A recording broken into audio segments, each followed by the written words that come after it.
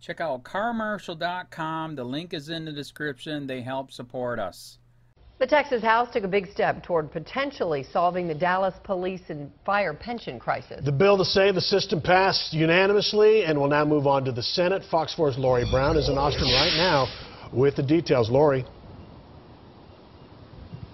Steve, an hour and a half before the vote, a Dallas representative proposed some 11th hour amendments. But in the end, lawmakers showed they're happy with the bill as it is. Each of those 132 green lights represents a yes vote, and there was not a single red no vote. When you see a board like that light up green, you know that the support is coming from the legislators, not only in Dallas, but around the state. Frederick Frazier with the Dallas Police Association has been among those fighting to save the pension for thousands of his officers and retirees. It's not something that our officers are particularly happy about, but it is something where we can stop the bleeding.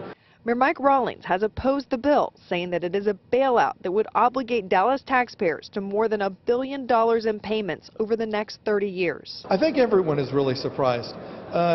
It's really heartbreaking because the families have to listen to this. When you have a child at home that's looking at his dad go to work, and then you're trying to figure out why is he going to work for somebody that doesn't even want to help fix his problem, that hurts that child. House Pension Committee Chairman Dan Flynn says based on the numbers his office has analyzed, he does not believe his bill will require a tax increase for Dallas homeowners. He is now reviewing the amendments proposed at the 11th hour by a South Dallas representative, Yvonne Davis.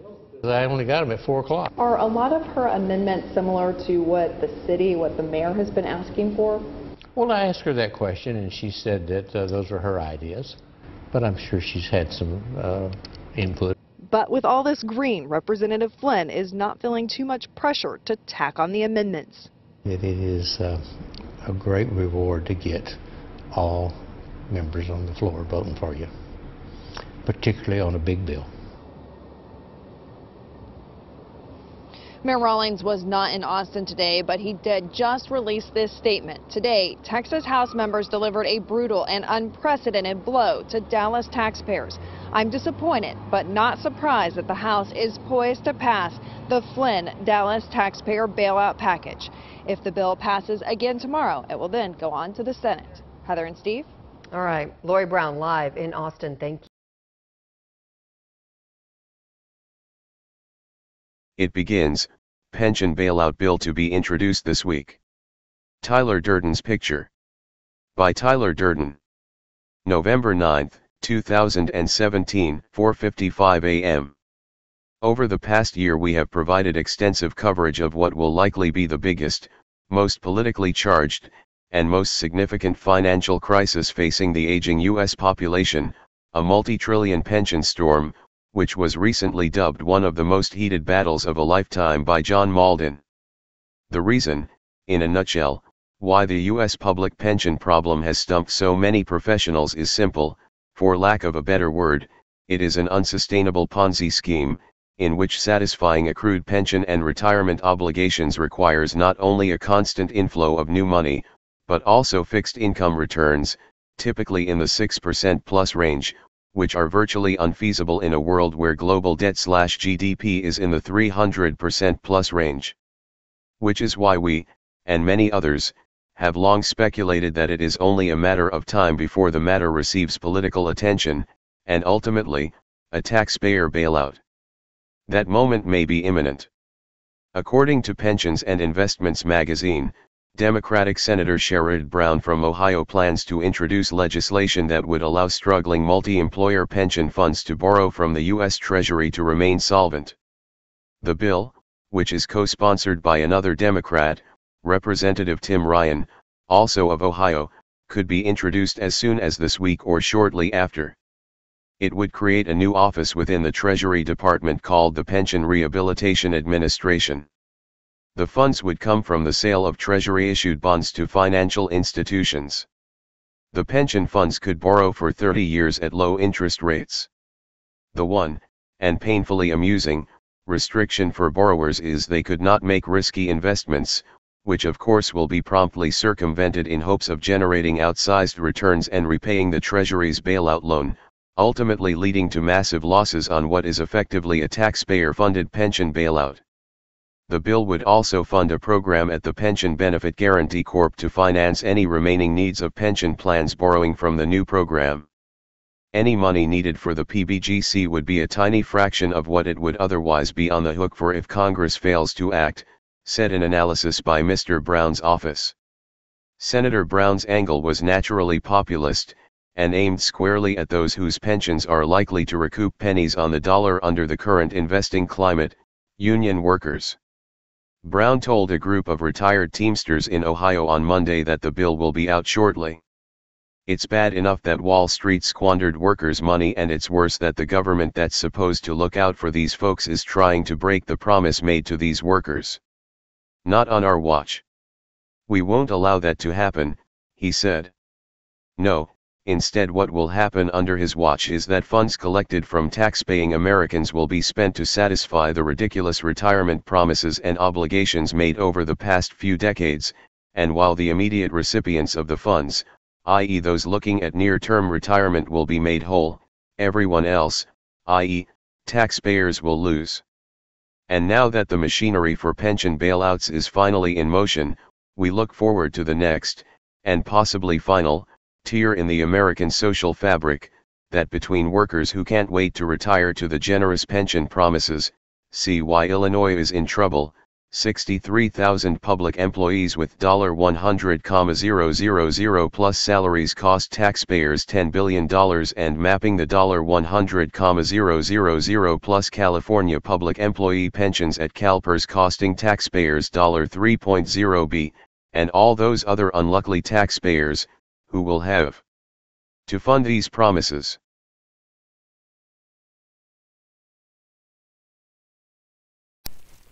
Hey Charlotte County, this is Charlotte County Cop Watch, and I found that I had to make a change this ending on my videos, letting you know about the channel and fair use laws, you know, how we can report on other people's reporting and how it's good, how it's bad, etc. But you guys can look it up yourself.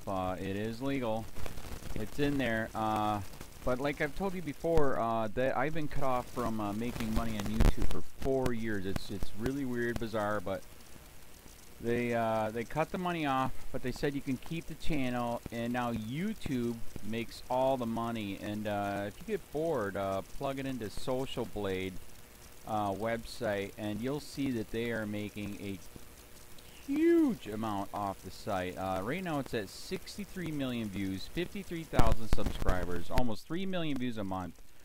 You know, trying to wake people up, and I make nothing. In fact, I got a customer that's ex-congressman. He said if I could ever find a lawyer, sue YouTube on it. But because this is nuts. 4 hours a day, and to save America. You know, but at the same time, it's worth it. Look at what our founding fathers did. They died for this country. So, but getting back to the money part, this is why I'm redoing the video. Is my dream of everyone giving $1, and it's going to be $53,000 a year, or if they did Patreon, which you know, can be monthly. That is not working. That'd be great if it did. Nothing is perfect. And I appreciate the people that do donate, you know, what they can on PayPal. And there again, I'm letting you guys know that is not much. Is, you know, monthly is, oh my god. So anyways, yes, you cannot live on it. It's very, very, very low amount. But the dollar things, I do appreciate that. But when I first said everybody give $1, that's not working. I'm just letting you guys know it's, yeah, that's that dream. Everybody gives $1. 53,000 subscribers, it's not working. So yes, if you can give more than that, you know, I appreciate it. Like I said, you know, I'm in a unique situation where, you know what, we're already debt free, and I'm not rich, but with the little business that we have, I am able to do what I am able to do 45 hours a day, you know, letting you guys know what's going on. In 4 years, I've did the whole thing myself. 12,000 videos on there. I literally get emails where people are like, holy crap, I never knew it was this bad. And it is this bad, and it's getting worse every day because we have the internet, we have cell phones, we have cameras everywhere now, and it's just disgusting what's going on. And then, as you guys know too, now we got Trump, we got Jeff Sessions doing a war on drugs, and now he wants to go after the forfeiture laws again. It's just, unfreaking real. So if you can give more than that, that dream of everybody giving $1, yeah, that old video, that's not working. They're not. They're just not. So anyways, if you can give more than that, that dream is not working. Hardly anybody is giving. There you go. So that's why I'm remaking the video. If you can give more than that, that would be great. And there again, like I said, the Patreon's there. There is some people on there that are starting to give, but there again, it's very, very low. And like I said, I don't want to get rich off of that. I'm going to keep doing what I'm doing because, you know, it's still so stinking corrupt. It's not even funny. My court case that I'm going to be paying out of my pocket myself with Charlotte County's coming up. They illegally looked me up and then posted all my information on LEOAFFAIRS website. They basically doxed me, however you want to say that. I forget what the word is, and they outed me, man. And that information on that site went out to 500 sheriffs, deputies, people that work at the jail, etc., etc., etc. So yeah, it is very, very scary, but we're going to do a federal case, 1983 case, violating freedom of speech.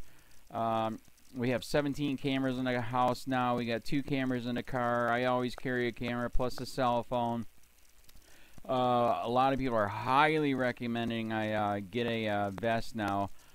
If I could, if the wife would let me, I would run for sheriff. We are trying to push the thing nationwide right now, where just to mix it up and to get the topics out there is register to run for sheriff, NPA, no party affiliation, as a write-in, and that is completely free, and you can participate in the elections.